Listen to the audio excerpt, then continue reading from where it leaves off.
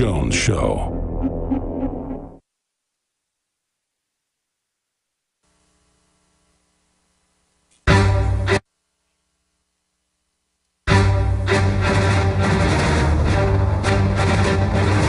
Big Brother, mainstream media, government cover-ups. You want answers? Well, so does he. He's Alex Jones on the GCN Radio Network. And now, live from Austin, Texas, Alex Jones.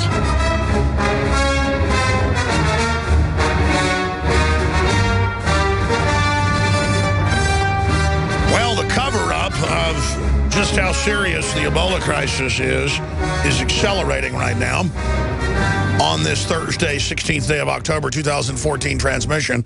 I'm your host, Alex Jones. They are telling 911 dispatchers, Fox Television out of D.C. is reporting, not to say Ebola over the radio or when they're basically talking about a call that they're on. We have Obama saying there's nothing to fear, that it's a low probability that an epidemic will start in the U.S., even as we learn that the second nurse to contract Ebola traveled all over the place on aircraft and that the plane was not even cleaned, that is wiped down. They picked up the trash on the floor, but not a deep clean, for 5 more flights after she was on it. 5 more flights. Meanwhile, Central and South American countries have announced today that they are going to cease flights from West Africa into their countries, months after Europe did this and the Middle East did it. And still, the U.S. is not just allowing the flights in, but issuing visas to whoever wants them to come. Rubber stamping them. So we have more countries issuing travel bans on Ebola-stricken nations like Colombia and different Caribbean islands like St. Luke. Is that how you pronounce that? St. Lucia. But not the United States. We are the Ebola vomit bag. The Ebola toilet.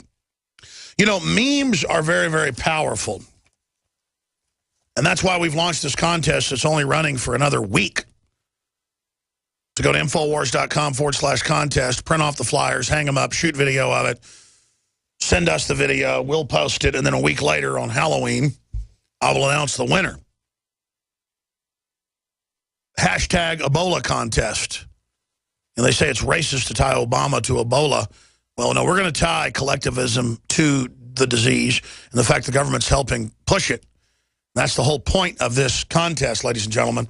So get out there and don't wait. Shoot the videos now, and everybody wins by getting the word out. There's obviously a global stock market plunge going on. The U.S. stock market, the Dow Jones Industrial Average, we'll show TV viewers a document cam shot of this, has lost its last 6 months' gains just since October began. Now, the plunge protection team, or the President's Committee on Open Markets, set up after the 87 crash, could have pumped this up anytime they wanted to. And clearly what they're doing is testing the population to see what they'll do if they allow it to continue to drop. But something that Max Kaiser and many others predicted would happen this year is now happening, is now taking place. And that is a run on treasuries.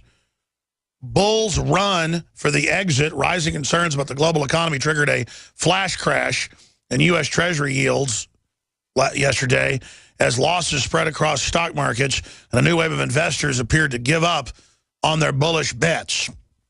Yeah, I was downtown yesterday and saw a lot of depressed yuppies looking at their smartphones and talking to each other and saying, gee, I wish I knew how to run these put options better, or gee, I wish I knew how to naked short better, and just all shaking their heads. And I looked at 2 different groups of businessmen and I said, don't you understand it's all rigged? You need to work for Goldman Sachs.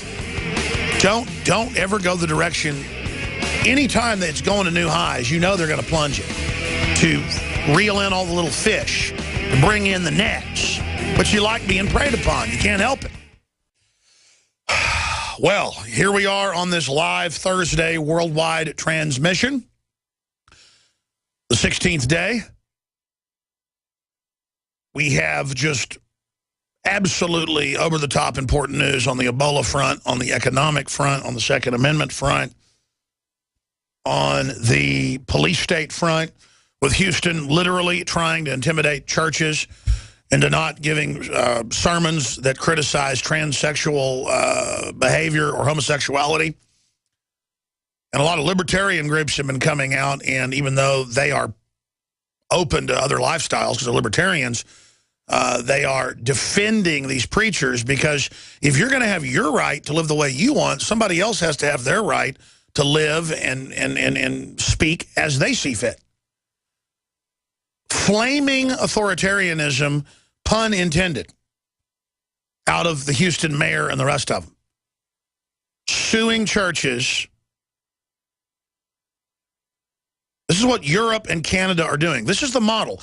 Everything you see with political correctness out of Europe and Canada is coming here. They arrest preachers that criticize homosexuality.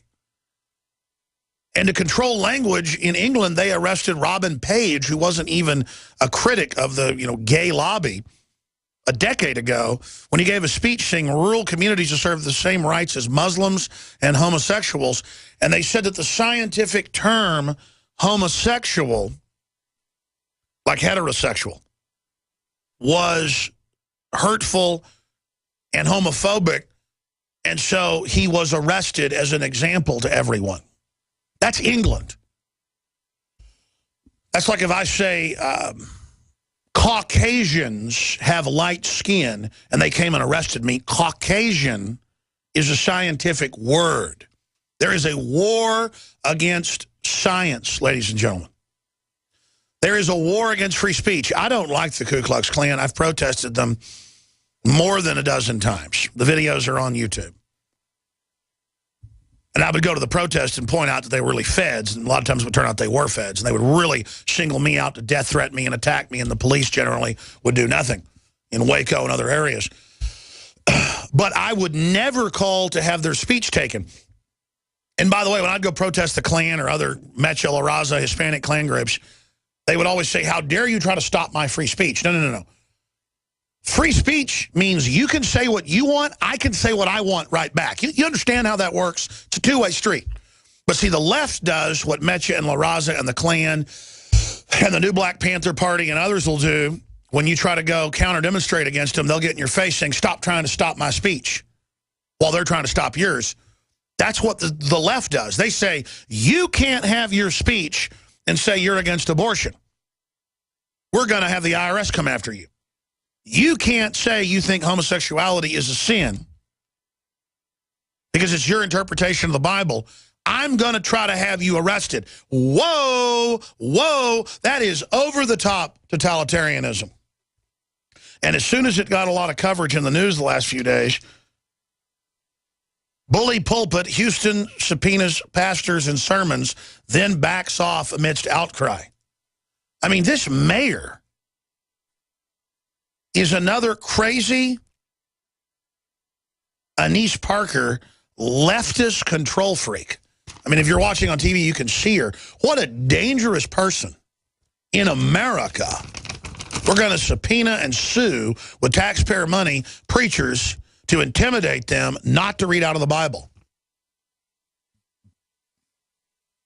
And notice with political correctness, they only target Christians. You know, all these other mosques and even some of the Eastern religions are against homosexuality. Nobody's telling them to shut up. It's always Christianity that's supposed to shut up. And, you know, there's other examples of killing free speech. I'm going to talk about this at the bottom of the hour. I went and saw Kill the Messenger last night, and I expected it to be a whitewash. I expected it to, you know, imply that he killed himself. And it was absolute truth, because I remember Gary Webb being on the show more than 10 times. I had all these incredible conversations with Gary Webb off air. He wanted me to build a website for him. He sent me all these documents that the CIA had broken in his house a bunch to try to get.